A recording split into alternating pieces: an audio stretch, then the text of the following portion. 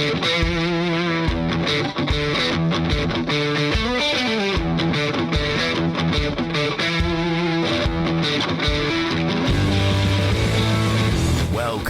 to the Fantasy Footballers DFS and Betting Podcast with your hosts, Kyle Borganoni and Matthew Betz.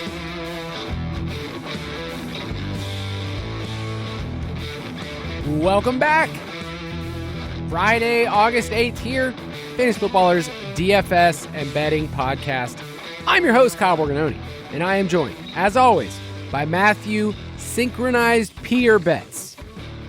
You know, there's a couple things that make sure, you check off the list to know that you're best friends. Kyle and I might have messaged each other before we started this recording. We have a set time every week and a certain day that we do this, and every now and then, you gotta use the bathroom, and I said, hey, Kyle, be right back. Gotta go pee. He said, dude, same here. So if the chemistry here is just off the charts already. I said, let's time it up, though. And we did. I think we did pretty good. To be clear for everybody, not in the same location currently. So whatever image you have in your head, get it out. I'll say this about my kids. My boys are 9 and 6 years old. I feel like going pee is just it's a barrier in life. Like they just don't want to do it. It's like, oh, but I want to go play outside. It's like, yeah, just go to the bathroom, man. But it's like, there's more important things to do. Do you remember that as a kid? Yeah. My girls are kind of living that right now. They'll be doing the dance and, the whole thing. And they're like, no, I don't want to go right now. We're having a snack or we're doing whatever. It's like, you're going right now. Like there's no choice. You're doing right now. So that man, when you're a kid, there's so many important things in life at that moment in time, like that specific moment that you're like, I can't waste another second doing this. So what a time to be alive. I do a little life hack, by the way, is I have all these different chores around the house. And what I notice is I'll start doing one and then I'll forget another. So sometimes I will literally bring what I'm supposed to do next with me. Like I will have the laundry basket with me as I go to the bathroom. And I'll put it right outside so that after I go pee, I come right back and I go, oh, the laundry basket's there. I should probably do this. It's like a little barrier for myself to actually follow through. You're such a special human, Kyle. I'm trying to optimize my life in a way where I get stuff done. And maybe that's too far. I don't know. Maybe. All right, well, some would say yes. I'm just trying to set myself up for success. On this episode, Betz and I are going to be giving some of our DFS and betting lessons that we learned over the past year as we turn the page towards 2025. We also have a ton of suggestions that came in from people on Discord, part of our DFS Pass crew, that they got to share some of their lessons learned, and we're definitely going to get to give some of those people a shout out. I feel like the vibe in Discord is that everybody is rooting for each other. And so it's really nice to be able to glean from other people that aren't trying to show out and say, hey, look at my stuff. And then even worse, we don't have people to say, hey, click my link. And if you use my promo code, and if you go to my site, then you can get all my locks. It's like, no, that's not what we're doing in there. It's a great place, man. I love it. Really smart people, sharp best ball drafters, prop bettors, all the things. Obviously, we're getting close to DFS season. Yeah, it's awesome. And especially as we get towards Friday and Saturday and kind of the weekly routine as you get ready for Sunday's main slate, there's people in there just chopping it up every weekend, throwing out lineup ideas and talking roster percentages and all those sort of things, cash games, tournaments, everything that you could look for. Really awesome community. Super happy that we have that, and always fun talking ball with everybody in Discord. You can go to ballersdiscord.com if you want to be a part of that. If you are a UDK Plus or a Foot Clan member, or you have the DFS Pass, you get in on that for the entire year. And we go all the way through the playoffs. So DFS and betting crew is a great group. We've done this episode for, I guess this is our 4th or 5th year doing it, 5th year. And so I want to make sure that we give some shout out to some of the things that we learned in the past. If you're new to the podcast, welcome in. We've gone on a journey together, Betz and I, getting to learn DFS and be able to teach it in a way we think can be sustainable for people. So we have this episode this week, and the next week is an episode called the Change My Mind episode, which you get to, Betz, if you want to change my mind. I'm so open, I'm pliable, I'm water, I'm willing to change. I'm not a stubborn person. So I'm willing to have my mind change about certain things. All right, I'm excited. Yeah, that episode last year, if I recall, you had to do solo. I was a solo man. An hour solo pod. I mean, that is next level. I forget where I was. Probably just being a dad or something. But you did that entire show by yourself. This year, we can actually have a conversation about how to change your mind. And I remember last year, there was a time in the summer, like right around now, where going into the best ball process in June, July, I was pretty hesitant to buy into Derrick Henry, just some age concerns and all those things, changing teams again. And then doing the training camp preview article and then talking to you and having this kind of change my mind moment here was like, what if Henry is just the same guy and the Ravens are just awesome and he scores a ton of touchdowns? And it was like the most simplistic take. And I got on to Henry, thankfully, in August last year because of that change my mind mentality. So yeah, you want to make sure that you're checking yourself with these takes and, being open to being wrong, because quite frankly, we're going to be wrong about a lot of things this year. And I'm kind of excited to find out. Yeah, we'll also get some contributions from people on the Discord that say, hey, change my mind about this player. Or you can point it at Betz or myself and say, hey, I'm here to change your mind about this player, or this concept, or this statistic. I'm very, very open. And I think the goal is to kind of grow as the season progresses too, to not have take lock. I did want to start us off with a quick question. You and I have done a couple of recent best ball adjustments based on recent news. So I'm going to let you handle a lot of the injury-related stuff, just like updating what actually happened so that I don't say something stupid. But like with Matthew Stafford, we know that he's been dealing with back stuff for years. Did that shift anything in how you view Puka or Devontae Adams? I know that Kyren just got an extension, but any shift in the rankings based on that news?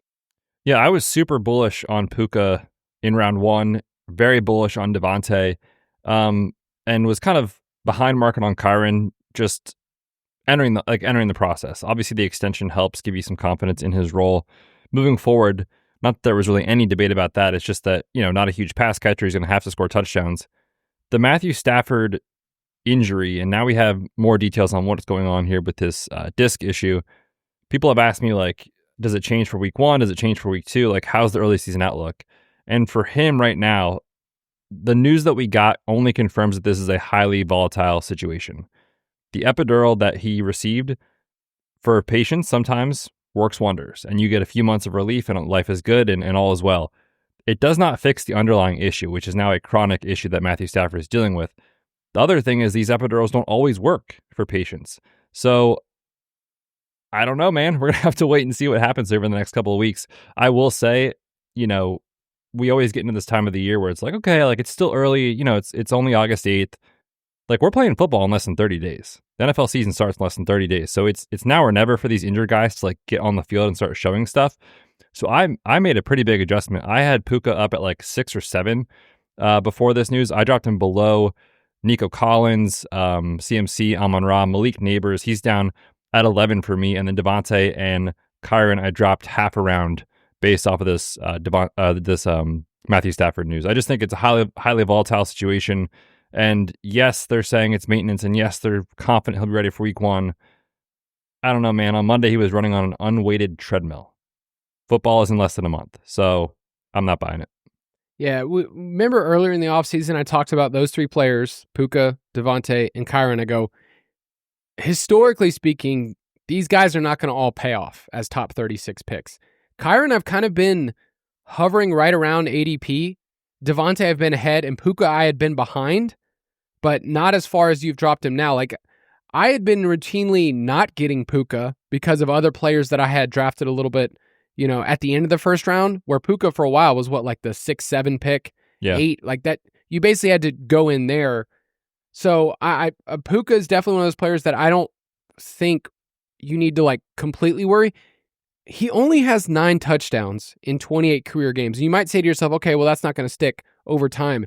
He had 3 targets inside the 10-yard line last year. The worst issue for this team is that because they trust Kyren so much inside the red zone, and now you bring in Devontae Adams, it does change, but we can't predict touchdowns. I just think I've been worried most of the time on his price, and I haven't had a ton of Kyren. Adams is the one that I'm now worried about, that I'm like, oh man, I have a lot of Adams in my bag, and am I going to pay for it? Yeah, we'll see. The good news is he and Jimmy G are always on the same page, and there's no way that fails.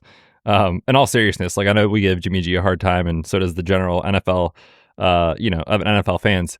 He's probably one of the better backups in the league, straight up. So I don't think the bottom like completely falls out for this offense if Stafford's missing games. Obviously, though, just the ceiling is not the same. Like Stafford has supported some unreal wide receiver seasons during his time in the NFL, even made Demarcus Robinson have some huge spike weeks. So yeah, if Stafford's not there, obviously downgrade for the Rams.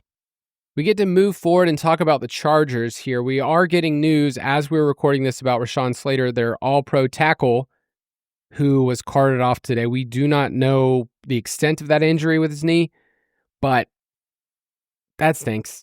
Why can't we have good things? It's a bummer. He also just got paid too. Hopefully it's minor. Like I said, we're recording this as it's happening, so we'll find out.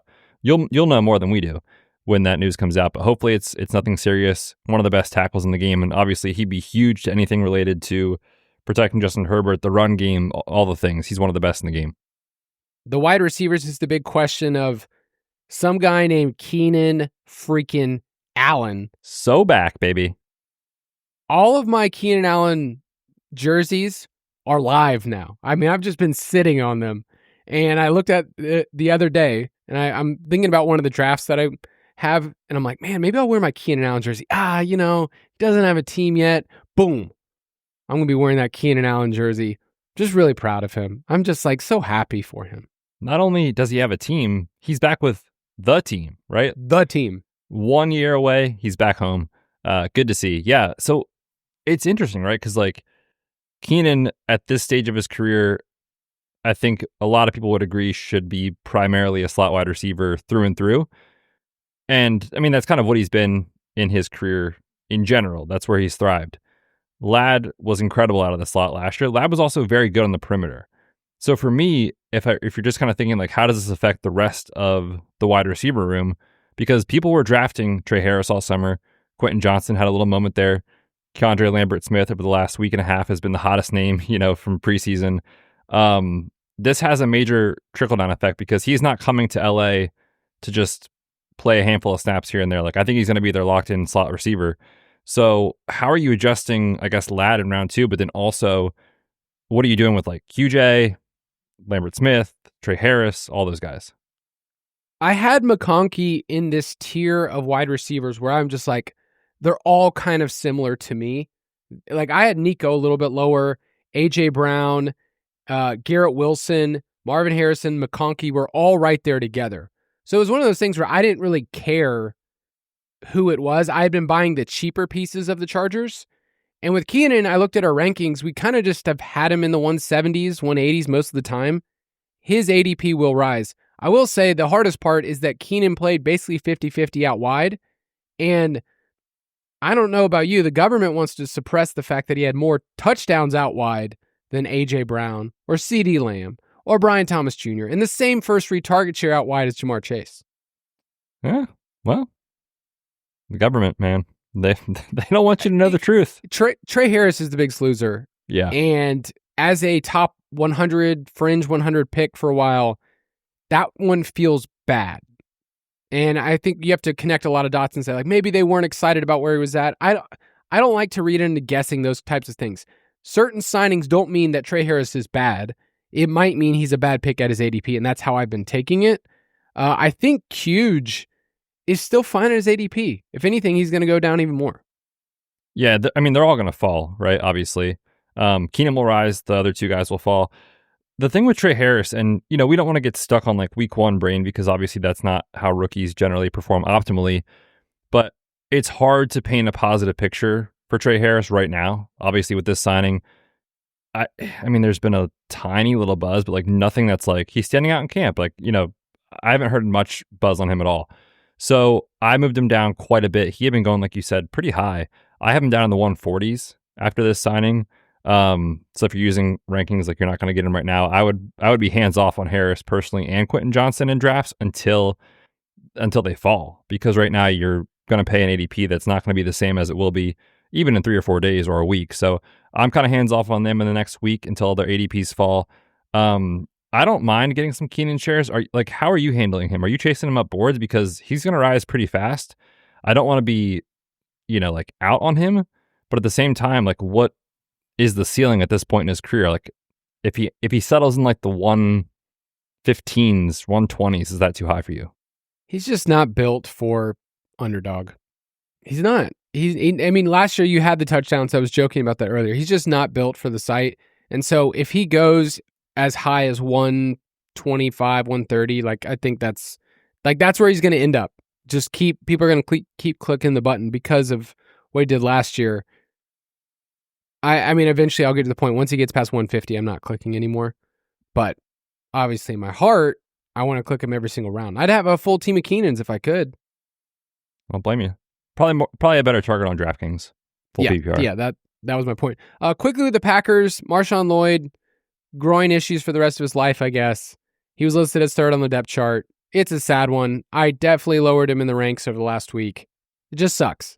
And luckily, he was my round 18 pick in a lot of places. Hopefully, he comes back, but it's Emmanuel Wilson that seems like it's the two for now. Could change, but Lloyd's body betrays him. I did want to bring up Matthew Golden. You and I did not like him a lot in the scouting process. You look at the spreadsheet nerd stuff that people care about for some reason, yards per out run and stuff. It's bad for a first-round wide receiver. My stance had been for a long time, I'm just going to take Jaden Reed over him. And now I'm at the point now where I go, speaking of change my mind, I'm like, maybe I'm just wrong. Maybe I'm just wrong about where he goes in the draft. I'm not saying he's going to be a superstar, but if I like the Packers offense and I have the entire offseason, I should be mixing in Matthew Golden. Yeah, I just flipped him in my ranks. I had Reed ahead of him pretty much all summer. I've got Golden ahead of Reed right now. And it's not to say I'm not still going to take Jaden Reed. I certainly will, especially if I'm trying to get, a bring back on a Lamar team or stack up Jordan Love or whatever. But the truth is just it seems like Matthew Golden has the inside track to two wide receiver sets. It's what we've been talking about Jaden Reed for the last 2 years since he's been in the NFL. He's a very good player, over 2 yards per out run in back-to-back seasons. I believe he is a talented player. But at some point, right, cost has to match playing time and targets because that's what thrives this game. And it looks like Golden's going to be on the field for pretty much every snap. So I'm taking Golden ahead right now. I don't love it. I still am very worried he doesn't work for Dynasty and all those things, but he's a first-round wide receiver attached to a good quarterback and a good play caller. Maybe we're just wrong, and maybe the NFL scouts as far as tape are just right. So who knows? I'm taking Golden a ton. I have noticed Reed falling a decent amount, though. And I'm not sure that that's necessarily right. I think Golden should go first. But why are we fading Jaden Reed another round? Because in my opinion, he was already priced for what we know right now, which is he's 3 wide receiver sets primarily, and that's a hindrance in him. But we talked about this on, I think, a recent show. Last year's price in terms of ADP was way out of proportion. Now I think it's out of proportion the other way, and it's still falling. So I don't know if I'm just stuck to my priors or what, but I'm still taking a lot of Jaden Reed when you're getting even a better discount based off this kind of recent 2 wide receiver set news. And he is a spike week kind of player. Yeah. He's not a guy, if you've ever jumped on board the Jaden Reed train and redraft, it's so frustrating. And yet we don't care in best ball, and his price is totally fine. So I'm still going to be taking him. I'm more just saying that Matthew Golden's on my radar, and I will take him there and call it a loss. I'm not saying Matthew Golden's going to burn me, okay? But I'm willing to be wrong on this. I want the Packers pass game, so I'm plugging my nose in. I'm taking Golden. Is that the right phrase? I'm willing to be wrong on this? I feel like I should be saying the opposite. If you're saying that your pre-draft evaluation of Golden, which I think a lot of fantasy analysts kind of share the same, is not hyperbole. This is the worst first-round wide receiver profile we've seen since 2020, basically. Since Jalen Reagor.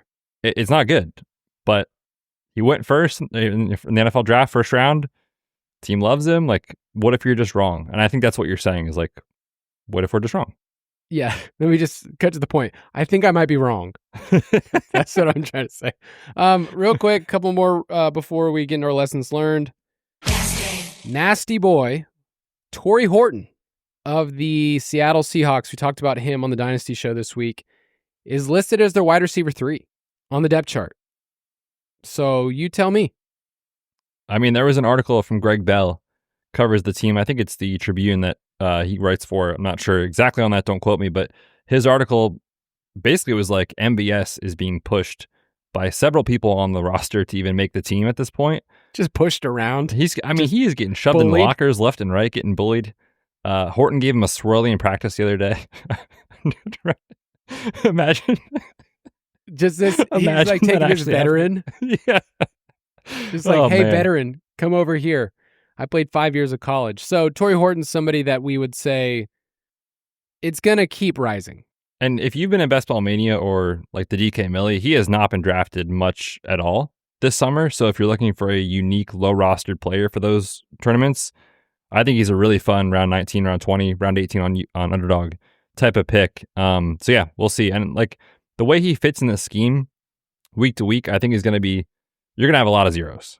But there's going to be, I think, like 3, maybe 4 weeks where it's like, oh, wow, 40-yard touchdown. Didn't see that coming because of kind of how he fits this like deep shot, play action type stuff. So I'm actually very excited to add him to the portfolio, as they say, Kyle. Yeah, Coobs loves the deep shots. Oh, yeah. I feel like that's why they brought an MVS from New Orleans, because he's like, hey, let's do this. It's very Darius Slayton-esque. Yeah, exactly. Same archetype. All right, and last thing is Godwin and Ibuka. We got to talk about the Buccaneers because I think most of us, and I will just whisper this right here on this podcast only, the 3 footballers are getting very hot and heavy about Emeka Egbuka. Oh, is that because they're spending time on Twitter? That, but also just that they definitely are. But the 3 of them are right now fighting over, oh my gosh, I just got a DM from Jason as we're recording this. I'll send it to Betz only. He's talking about as my guys. But I'll just say he likes Egbuka. Hard not to, right? I mean, there may not be a player in the NFL, regardless of position, that has had a better, 2-3 month span this summer in terms of hype, consistency. Like the drumbeat is every single day with Egbuka. And the only thing that's really helping that, or I shouldn't say the only thing, but the thing that is making that accentuated is the Chris Godwin updates. And, entering the process, I was definitely like okay with Godwin at his price. He wasn't like a target of mine because the injury and all those sort of things. They add a first round wide receiver. Baker Mayfield is due for some touchdown regression. So like there's a lot of negatives that you check off the list for Godwin. But now we have like a little more consistent rumblings of like Pup is in play and maybe he's not ready for week 1. And as I mentioned with Stafford, NFL football is less than 30 days away. I think right now Godwin is more likely to start on the PUP than play week 1. I'm not reporting anything. That's just my take on the situation. And if you think that is coming, which I kind of think that is, he is going to skyrocket over the next 3 or 4 weeks in ADP. So if you haven't gotten a lot of Egbuka yet, make sure you're doing it now because his price is only getting higher. At the same time, if you've been looking to get some shares of Godwin, I'm waiting. I think he's going to keep falling more and more and more, especially on DraftKings where he has the out tag. Our prices have never been lower. This is the lowest Godwin price you can get. You rush out to the store now. I haven't been taking a lot of Godwin, and I am worried. These are the things about best ball. We all have the takes. There's the ebbs and the flows, and you might be like, man, I'm ahead of the market on Chris Godwin, and then you go to week 16 and 17, he's the one you need. Yeah, and I'm not saying he's a bad pick in like a month when he drops another round. We don't really know, right? Like that's the thing is he will get to a price, I think, that's fair for what you're asking him to do, which, like you said, even if he does start on PUP or misses 2 games or whatever it is, and it takes him a month or 2 to really get fully healthy, there's a range of outcomes that exists for him where he is a producing player consistently and has spike weeks late in the year. So yeah, like if you're taking a Bucks team, Bucks stack or a Dolphin stack or something and you're looking for a piece, if he's falling, I think it's totally fine to snag him a round or 2 later. I'm not taking him right now, but if he continues to fall, I will get some shares. Let's take a quick break, and then we'll get into those lessons.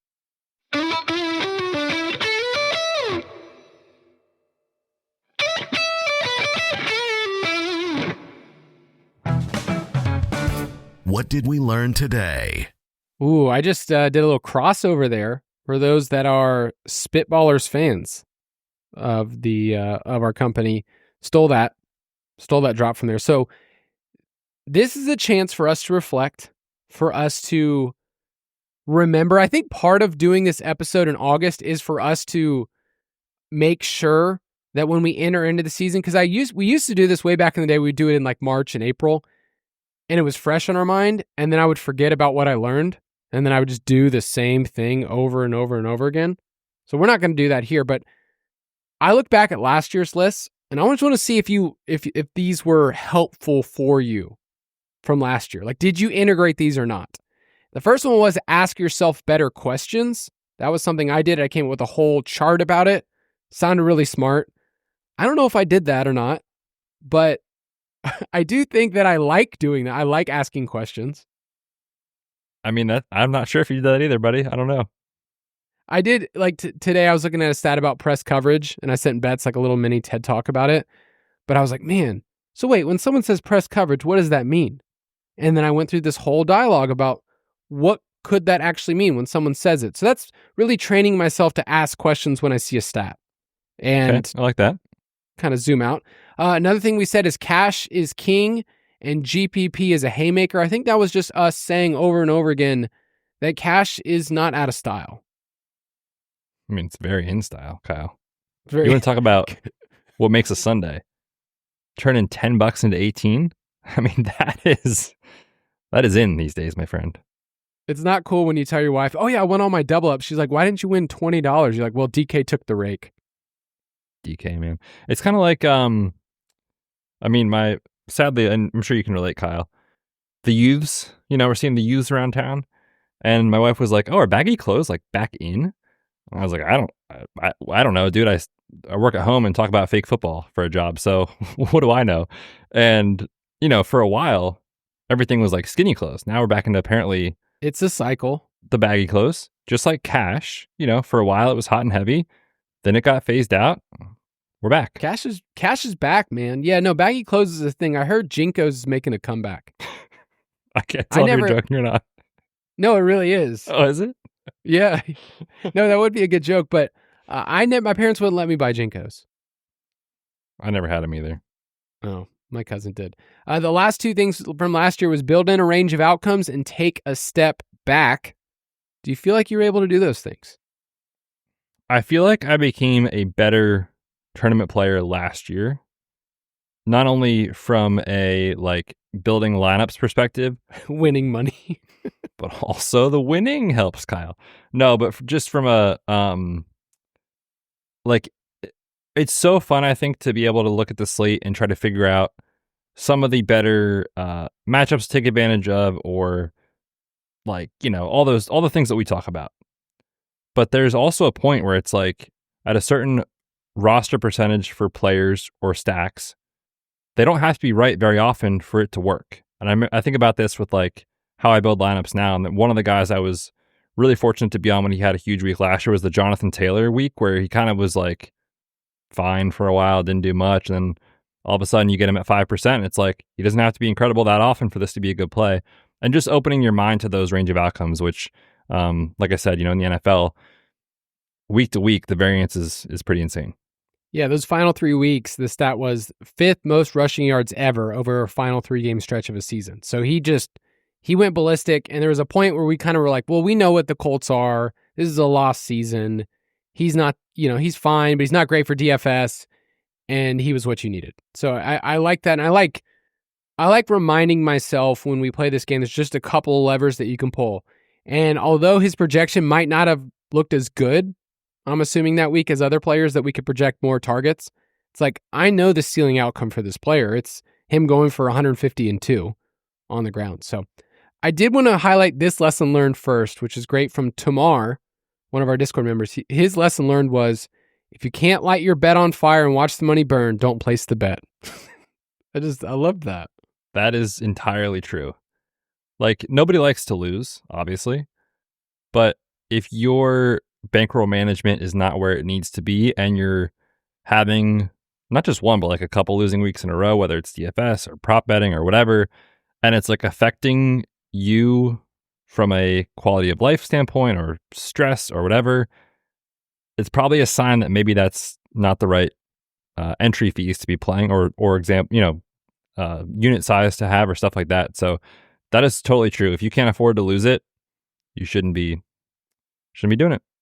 Yeah, I think a lot of people feel like they're just supposed to if they see somebody else share their winnings and somebody else online or some random thing, and you don't know the backstory, you don't know their bankroll, you don't know any of that stuff. We're still going to be talking about bankroll management on some upcoming episodes. So if that's one of those things you're like, hey, I need to figure out, we have different processes and plans that you can set up for yourself of like, here's the percent you should do in cash. Here's what you should do in week 1.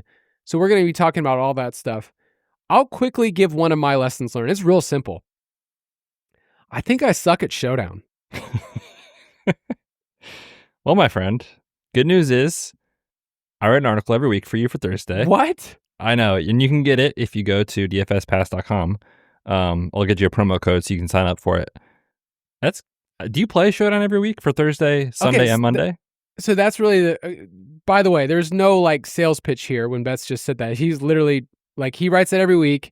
And sometimes I don't get to read it on a Thursday because Thursday's a crazy day for me, or read it fully. I get to look through some of it. But I have never thought of myself as primarily a Showdown player. When I first started with DFS, it was large field, GPPs, and getting very fortunate earlier on to win and go, ooh, that's fun. And then over time, I became a cash player, and I write my cash review article every week. That I love that part of the process. If you followed us for a couple of years now, from a Monday me writing a review to the weekend, it's a slow process, but it's really fun for me and you and I to kind of tinker, go back and forth, talk about it on a couple of podcasts. I love that part of the process. Showdown feels like one of those things that I'm trying to fit in my calendar. And because of all my responsibilities, I'm not, whining here, but my responsibility with footballers is when it hits Tuesday, my brain is trying to get ahead for the rest of the week, just trying to play catch up, especially on Tuesdays when there's 3 podcasts I have to be a part of. It's like I get to Thursday and I'm just trying to play catch up, and then I don't want to burn my money. And so I think the way that I'm trying to say this is I look back at the contest that I did this past year, and I found that a lot of the weeks I just didn't have the time to put in. And so I wouldn't waste my money. It's not like I burned a ton, but I feel like I wasn't careful enough to figure out which Showdown contest to enter. So I think that's one of the things that I'm setting before myself is I want to get better at Showdown, better at the theory of it, and then on top of that, figure out what contests I want to hone in on rather than just be like, oh, I'll just throw a dart in there when I don't have time when I get to a Thursday. Especially my kids are in sports. Like I know my son has baseball practice every Thursday this year from 7 to 9 o'clock, okay, in the fall. I will be sweating out games and lineups, but I want to figure out the process beforehand. Why don't you just let him set your lineup for you? I probably should. He'd probably do better. No, it's such a good point. Like, and I think a lot of people feel that for different slates, whether it's, Sunday main slate or Monday night showdown or whatever. Like we all have lives and we all have different things that you have to do in a certain part of the day that maybe you can't commit the necessary time to formulate the takes that you want into lineups, whether you're building a 150 set or single entry or whatever, and you just kind of 20 minutes before it locks, you're like, oh, I'll figure this out. I'll throw the optimizer up and hope for the best. That might work once in a while. It's not going to work long term, most likely. The reason that I think I've had a lot more success in Showdown is because, like you said, I'm committing a few hours of research every week to that Thursday night slate. So I actually play a lot on Thursday nights because I'm already doing the research anyway. But like Sunday nights, I'm watching that game, obviously, and like it's kind of fun to have a little sweat on it, but I almost never put a ton of effort and energy and bankroll into that slate because we're so focused on Sunday's main slate. And then bedtime with the kids and all that stuff, and all of a sudden you sit down and you don't want to just like enter something just to have it. So yeah, I think, and that's a good reminder for other people too, like if there's other slates that you think you have an edge on, you should press that edge. If you don't have an edge in certain stuff, do not feel like you have to play it. That's kind of the nice thing about DFS. And that's one of the lessons I have too on the doc today is that there's always another slate, no matter what. And one isn't more important than the next, in my opinion. There's parts of the calendar in the NFL season where we get Thursday and then obviously Sunday main slate and then obviously Sunday night and Monday night every single week. But there's also a part where we get like 2 and 3 game Saturday slates. Then there's like the London games and Germany games on Sunday mornings. And all of a sudden, they have the like Sunday night primetime where it's Sunday night and Monday night classic slates. Like there's just so many slates, so many options. You should never feel like you have to play a slate. Sometimes sitting it out when you're not prepared, and like you kind of said, Kyle, when you don't have the time to commit to it, is actually a preferred strategy. So pick and choose your spots. Enter what you can when you feel like you have the time to research it, and don't just chase every slate because there's always going to be another one, whether it's, that same week or the next week. A couple of our Discord members, Camo Don't Hide Fat, said contest selection, playing early only or late only helps the itch of DFS. I know that there are some people that love just playing the afternoon window of, especially when it gets to just 3 games, where you can figure out, hey, I have my head around this part of the slate. I'm going to do this. I don't recommend people, you look at your early lineups, you're like, man, I'm really far behind. I need to throw in some for the late. You don't want to just tilt and do that. But at the end of the day, you get to pick what works best for you. And there are some people out there that love playing every single slate and they have the time and the lifestyle to do it. Just don't feel pressured. I'm one of those people. I'm super stubborn. I don't want FOMO, and I don't try to feel FOMO. Like if I didn't play something, I don't. And part of that's just my personality. But at the end of the day, I want to play the ones that I'm really focused on. So one of our new DFS writers this year, Chris Cash, is a showdown player. And we brought him in because part of it was I told Betz, man, I feel like we need to get even better at this. You're really good at the Thursday night stuff. We don't really have time for some of the other slates. Could we bring in somebody else who has some experience doing that? And he's been in the Discord even during preseason talking stuff. Another slate, by the way, that I don't have the time right now to do preseason. So Chris was talking to me this morning, and I was like, yeah, I can't keep up with preseason right now with the way that our shows are. Yeah. I try to play a little bit of preseason because A, it's fun. B, the news for preseason, by the way, like if you're not able to commit to being on, it's like basketball. Oh yeah. If you're not on Twitter, like the hour that warmups are happening, there's no official injury reports. So like last week on that Thursday night slate, Raheem Sanders was like a key like to being in or out of the lineup. And I landed on a Kamani Vidal team because Raheem Sanders was not in uniform warming up, but there's no news to say, oh, he's out tonight. Like you have to follow the beat reporters and all that sort of stuff. And I wish I could say, Kyle, that I got even on Vidal from last year's best ball season. It's going to take about 8 more slates. He's going to come back later and be like, you owe me money, Betz. You and the entire best ball community, one summer, you guys were all on. And then Benny Hanna, who is another one of our Discord members, said, more is less when it comes to contest selection. Smaller field sizes, less rake, high percentage field getting paid, gives you a greater ROI. We've had different contests that you and I have talked about, and we'll have a show where we talk about, here are the specific contests on DraftKings that I play every single week. So for cash, we've even walked people through, here's how you create your own contest. There can be so many things with DFS where you can remove the blinders of, I don't really know how it works. I don't see how these people are successful. You can actually walk through with people on Discord that are really helpful, and they're not trying to, bully you or saying, hey, come sign up for my thing. So it sounds like for both of us, we're trying to get some IQ when it comes to the slates. That's right. Slate IQ. Slate IQ. All right, I'm going to give mine. This is the one that I feel pretty passionate about from the last year. I wrote this down, I want to say in February, and then I found it again. Okay. So you got to stay with me here, okay? The phrase that I'm going with on my lesson learned: chase the pace, fade the chase. Chase the pace, but fade the chase. Let me explain to you. Every week, I write an article that is a pace of play metric article, and it's kind of my favorite thing I do. I think it's like my favorite article that gets me ready for the slate in DFS, where I look at every single game and every single team and all of their metrics of, what's their seconds per play, what's their neutral situation pace, what's their pass rate over expectation, all of those things. And over time, you get a feel of what works and what doesn't work in DFS. When it comes to pace of play, there are different stats and different ways to talk about it. So pace, we often talk about seconds per snap, like how fast do they get the ball out. Like Commanders set an all-time record for no huddle rate this past year with Cliff Kingsbury. It was just over the top.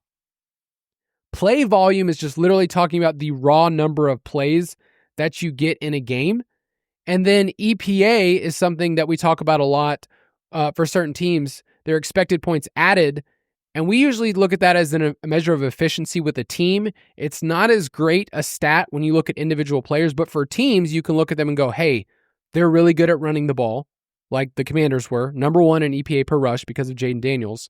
And here's how this can influence the game flow and everything else. What I found out is that pace is such a complex issue. You can point your finger and say, well, it's the head coach. He is the one that's driving this. You could look at the quarterback and say the quarterback is the one that is making them snap the ball faster. You could look at the defense on the other side.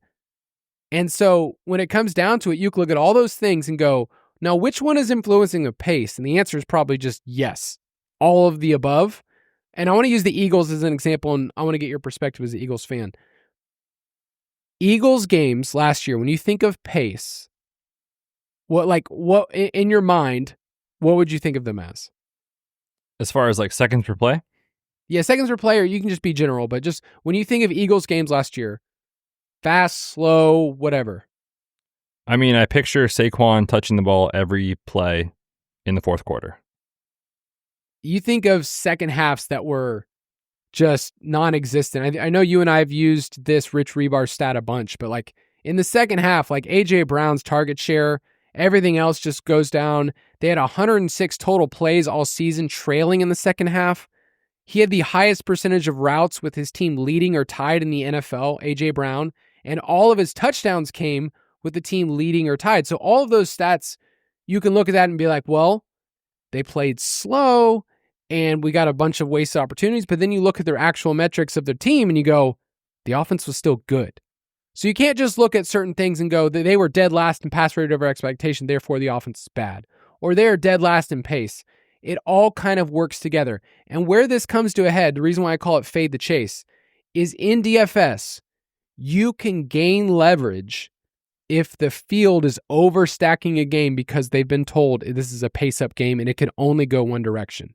You and I talk a lot about different outcomes and game flows of what could happen within a game. Chasing the pace is when we go into a game and we say, here's what should happen. But the way that DFS works is we ask the question, what could happen? It's like, here's all the different game flows. I wrote out a bunch of game flows for the Super Bowl.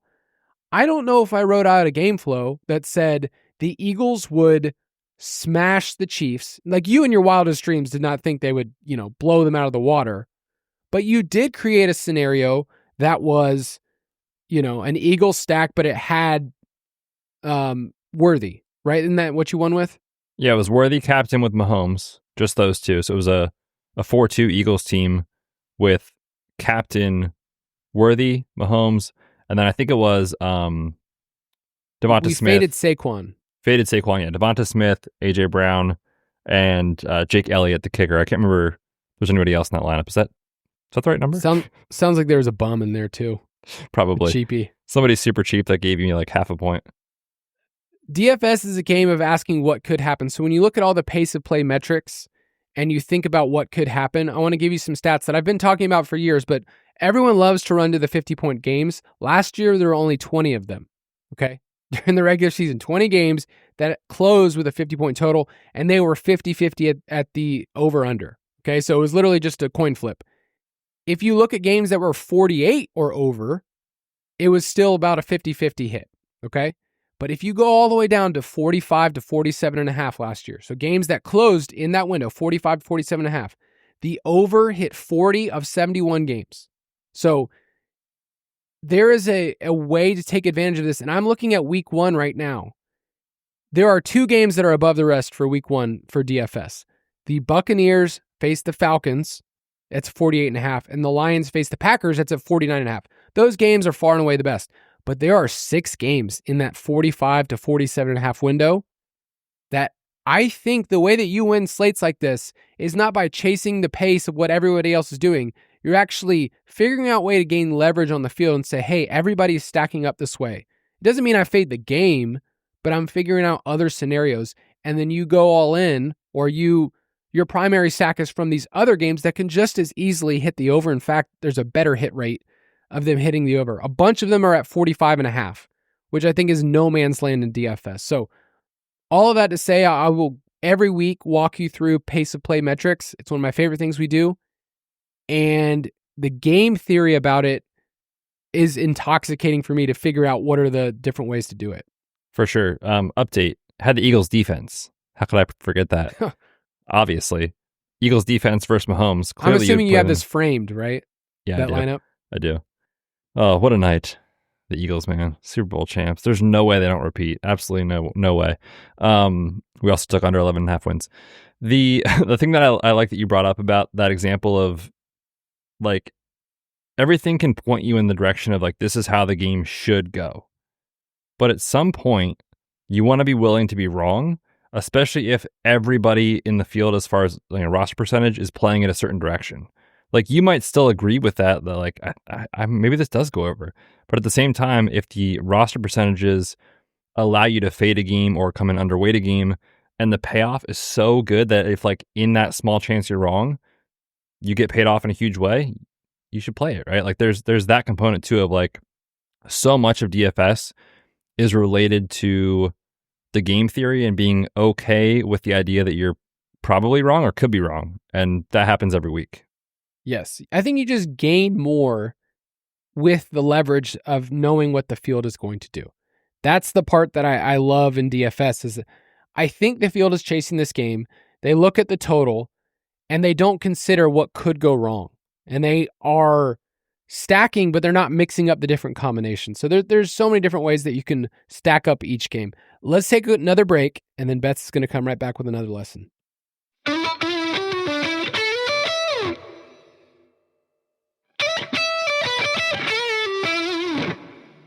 All right, Betsy, hit me.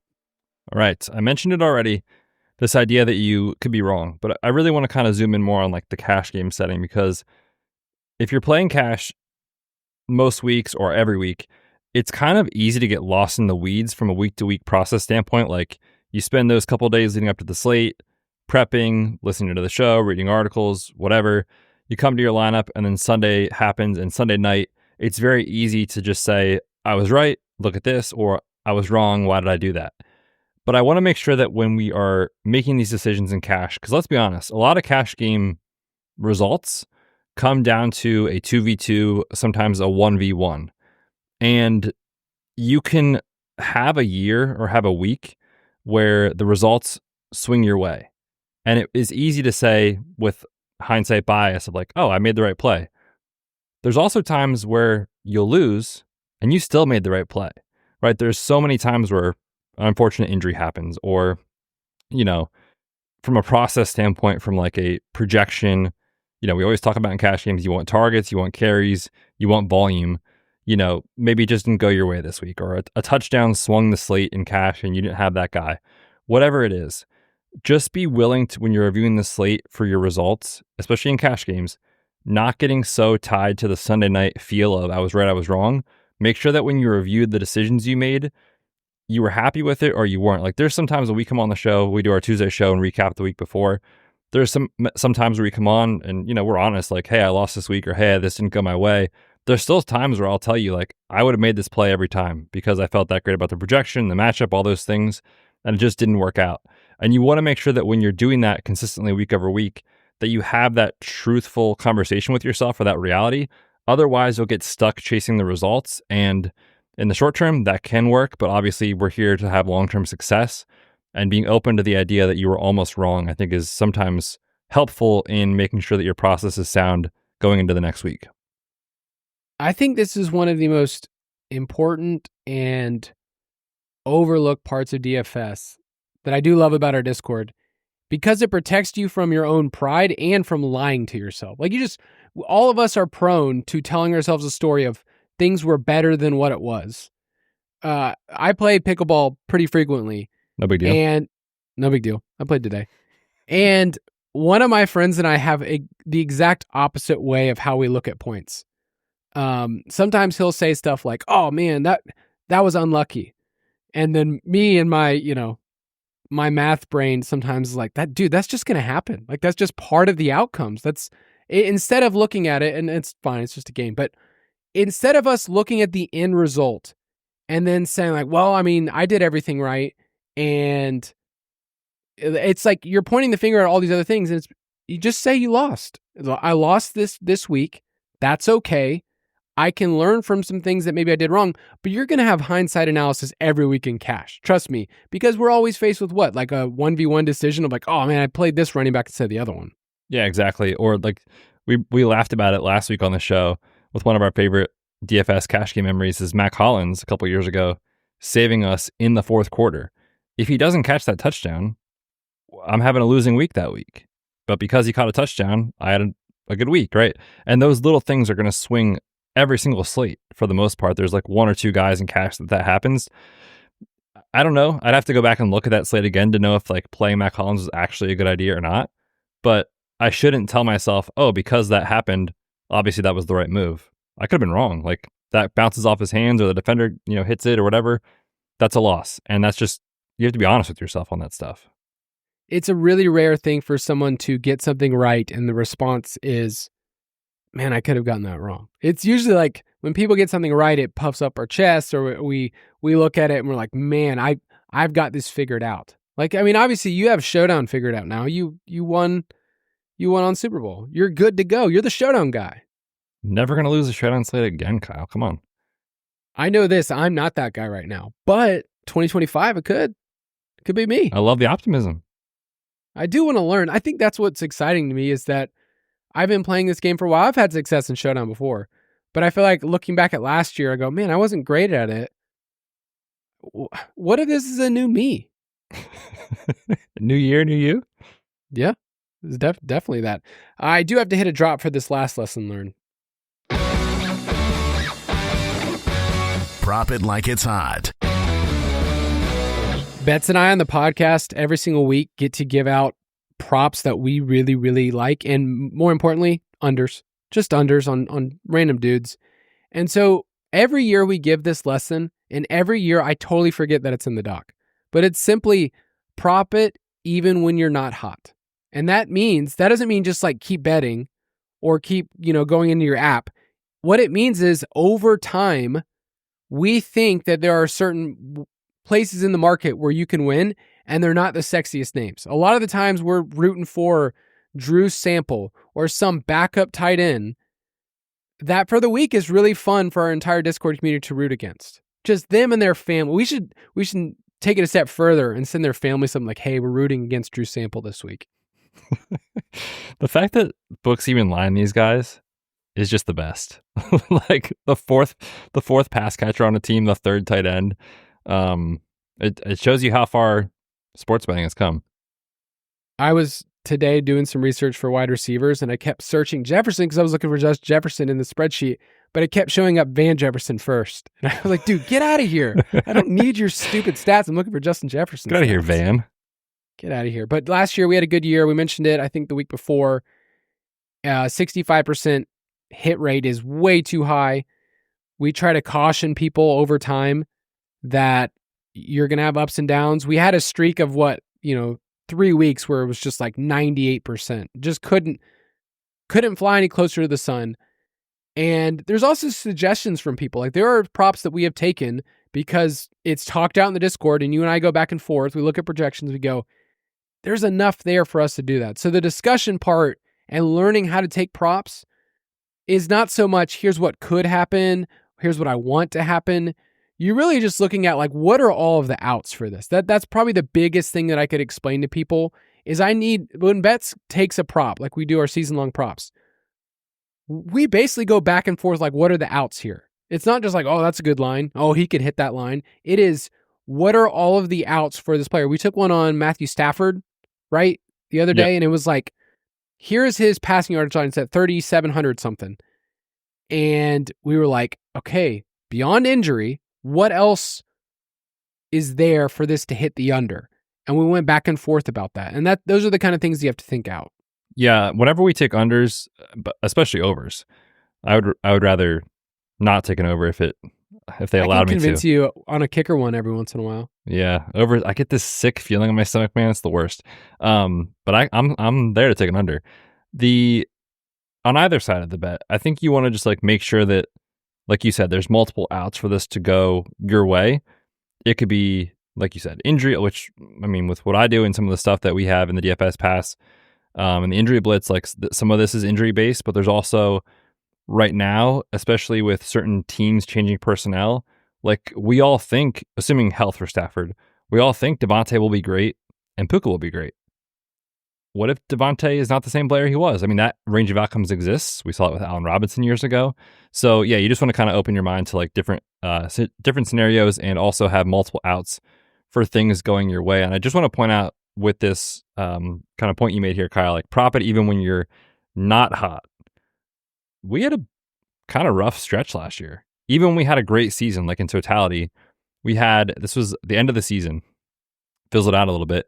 Week 17 to 18, we were 4-9 combined. Woof. Down in 5.2 units. Oh, but we stuck it to DTR. Nice. We want to prop on Dorian Thompson-Robinson. Week 18 is the absolute best. And I'm not saying that to, like bring us down or anything, but just like let everybody know the reality is there will be losing weeks. It straight up is going to happen. And if you're new to this and you're going into this with like glass half full mentality of like, this is definitely going to work, we're always going to win. I'm going to quit my job. No, we're not. And that's, I feel like hard to admit, but good to admit. It's good to have that reality because right now you go on Twitter in season, all you see is these parlay wins and these DFS wins and all these things. And you just think that's how it is. That's not how it is in reality. And that happened with us, but we bounced back in the playoffs. The following week had an awesome week. So there's going to be swings week to week. The important part with prop betting is if you're zooming out and making sure that you have, we track it for you guys, the stuff that we take in Discord. We have running total. We have it also in our article tracker. But like you want to have that zoomed out mentality so that you don't get stuck in the week of like, it was a bad week. I must be bad at this. Well, over the course of 4 months, we're probably going to win more than we lose. We hope at least.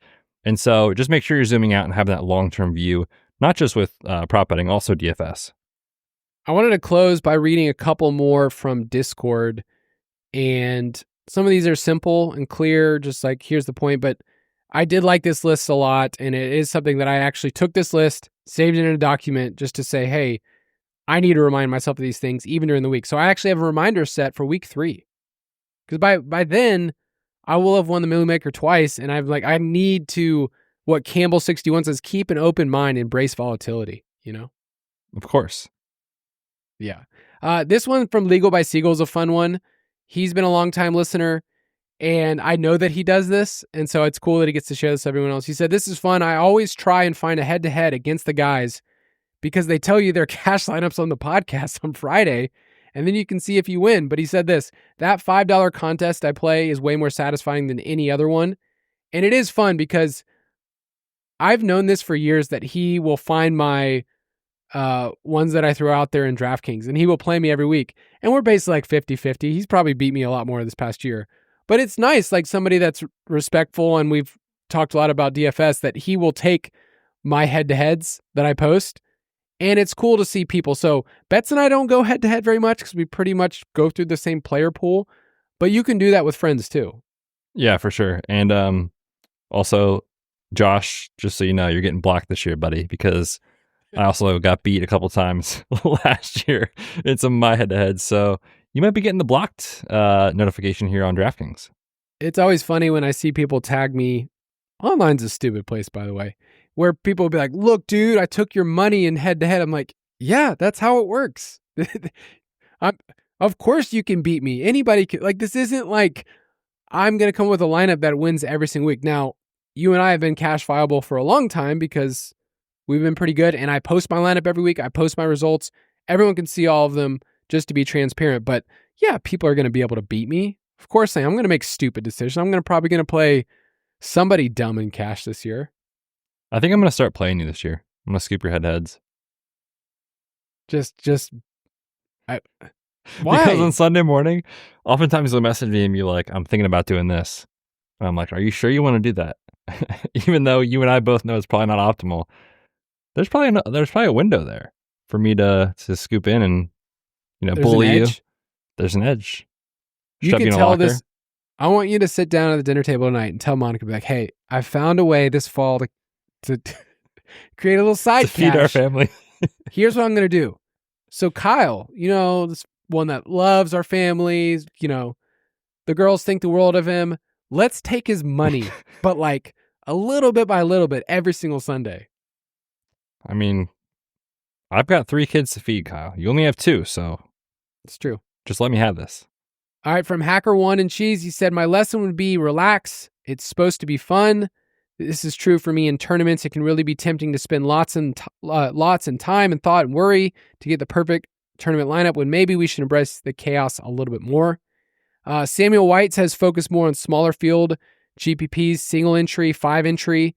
It's beneficial. Brennan Rollins talked about bankroll management, and that's something we're going to spend an entire episode on. I think a couple people in here talked about cash, being a cash player, and that can sustain your bankroll over time. Sockaville said get your priors together early in the week, but not too early, but write them down. That's something we've talked about in the past. Like write down what you think is going to happen in the week so that it's out there and out of your head. Any other thoughts? Any ones you want to share? I like IGW is just very simple. Some chalk is good chalk, and that's true. You don't always have to find a 1% guy. And when betting, stay away from parlays.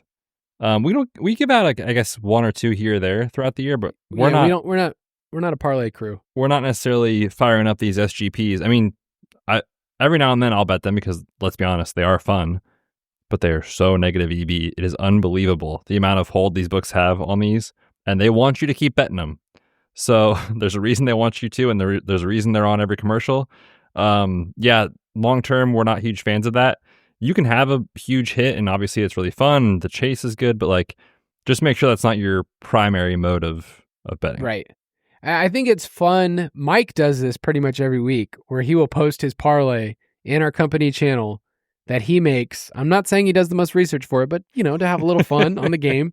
And he's had some close sweats where he's got an 8 out of 9 or 9 out of 10 on these massive paydays. A couple of them have been crazy heartbreaks, but it's back to the point we said earlier. Instead of saying I was almost right, just realize it was wrong. Yeah.